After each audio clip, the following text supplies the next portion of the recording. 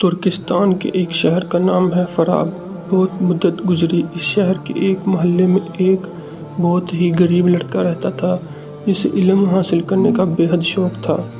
دن کو وہ اپنے استاد کے ہاں جا کر سبق پڑھتا اور جب رات آتی وہ دن کا پڑھا ہوا سبق یاد کرتا اور اس وقت تک نہیں سوتا جب تک یہ سبق پوری طرح یاد نہیں ہو جاتا۔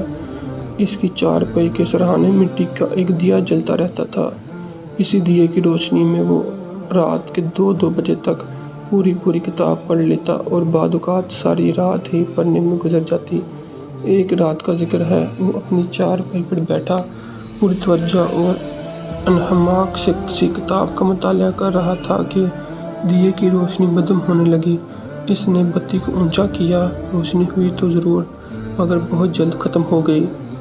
اب اس نے دیے پر نظر ڈالی تو یہ دیکھ کر اسے بڑا افسوس ہوا کہ تیل تو دیے میں ہے ہی نہیں، روشنی اگر ہو تو کیوں کر، اب کیا کروں؟ اس نے اپنے دل میں سوچا۔ رات آدھی کے قریب گزر چکی تھی۔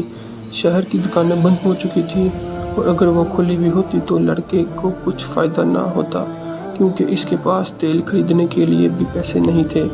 پیسے کے بغیر کون دکاندار تیل دے سکتا تھا؟ اس حالت میں بہتر یہی تھا کہ وہ کتاب ایک طرف رکھ کر سو جائے، مگر ابھی تک اسے پورے 2 گھنٹے اور پڑھنا تھا۔ وہ 2 گھنٹے کس طرح ضائع کر سکتا تھا؟ اور پھر دوسرے دن بھی اس کے پاس کہاں سے پیسے آتے؟ روٹی تو وہ ایک مسجد میں جا کر کھا لیتا اور محلے کے ایک بچے کو پڑھا کر جو رقم ملتی تھی اس سے وہ اپنے لیے معمولی کپڑے اور تیل خرید لیتا تھا، لیکن اسے حال ہی میں جتنے پیسے ملے تھے وہ خرچ کر چکا تھا۔ دیے کے اس طرح بجھ جانے سے وہ بہت پریشان تھا۔ وہ اپنی کوٹری سے نکل کر دروازے پر آ بیٹھا۔ رات کا اندھیرا ہر جگہ پھیلا ہوا تھا، کہیں کوئی چراغ جلتا ہوا دکھائی نہیں دے رہا تھا۔ سب لوگ آرام کر رہے تھے۔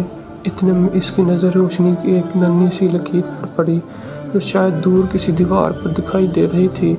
اسے دیکھتے ہی اس کے دل میں خواہش ہوئی کہ کاش یہ روشنی اس کے گھر میں ہوتی۔ روشنی دیکھ کر وہ اٹھ بیٹھا اور یہ معلوم کرنے کے لیے یہ کہاں سے آ رہی ہے ادھر ادھر قدم اٹھانے لگا جدھر سے روشنی آ رہی تھی۔ اپنی کتاب وہ ساتھ ہی لے کر گیا تاکہ موقع ملے تو اس روشنی میں کتاب کا باقی حصہ پڑھ ڈالے اور پھر واپس آ جائے۔ کچھ دیر جا کر اس نے دیکھا کہ وہ روشنی ایک قندیل میں سے نکل رہی ہے جو محلے کے چوکیدار کے ہاتھ میں تھی۔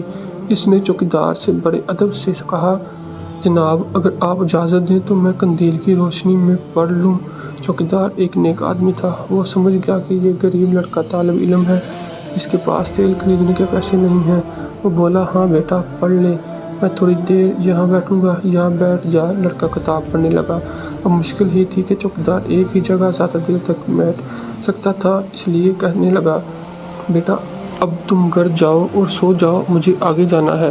لڑکا بولا، آپ ضرور آگے جائیے، جہاں چاہیے میں آپ کے پیچھے پیچھے چلوں گا۔ چوکیدار قندیل اٹھا کر آگے چلنے لگا۔ وہ لڑکا پیچھے پیچھے۔ اس طرح مطالعہ کرنے میں اسے بڑی وقت پیش آ رہی تھی، لیکن اس نے ہمت نہ ہاری۔ وہ 4 بجے تک پڑھتا رہا اور پھر چوکیدار کا شکر ادا کر کے گھر چلا گیا۔ دوسری رات بھی یہی واقعہ ہوا۔ تیسری رات لڑکا آیا تو چوکیدار کہنے لگا، بیٹا لو یہ قندیل اپنے گھر لے جاؤ، میں نئی قندیل لے آیا ہوں۔ لڑکے نے یہ الفاظ سنے تو اسے اتنی خوشی ہوئی جیسے بہت بڑا خزانہ مل گیا ہو۔ وہ قندیل اپنی کوٹری میں لے آیا اور اطمینان کے ساتھ اپنا کام کرنے لگا۔ چند روز کے بعد اسے پیسے ملے تو وہ 1000 سے تیل خرید لایا اور اسے دیے میں ڈال دیا۔ کئی دن گزر گئے اور پھر کئی سال۔ لڑکا جوان ہو گیا۔ جیسے جیسے اس کی عمر بڑھتی چلی جاتی تھی اس کا علم بھی بڑھتا چلا جاتا اور پھر ایک دن ایسا آیا وہ اپنے وقت کا سب سے بڑا استاد بن گیا۔ بڑے بڑے عالم فاضل لوگ دور دور سے اس کے پاس آتے اور اس سے علم حاصل کرتے تھے۔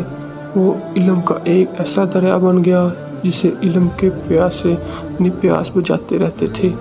جانتے ہو بچوں یہ لڑکا کون تھا؟ یہ تھا ابو نصر فارابی۔ فارس ایران کے اس عظیم مسلمان فلسفی اور سائنسدان کی وفات کو کئی برس گزر چکے ہیں مگر اس کی عزت اور عظمت میں کوئی فرق نہیں آیا۔ اس کا نام سب بڑے احترام سے لیتے ہیں اور لیتے رہیں گے۔ جس کے اپنے دیے کی روشنی ختم ہو گئی لیکن علم کا جو دیا اس نے جلایا اس کی روشنی کبھی ختم نہیں ہوگی۔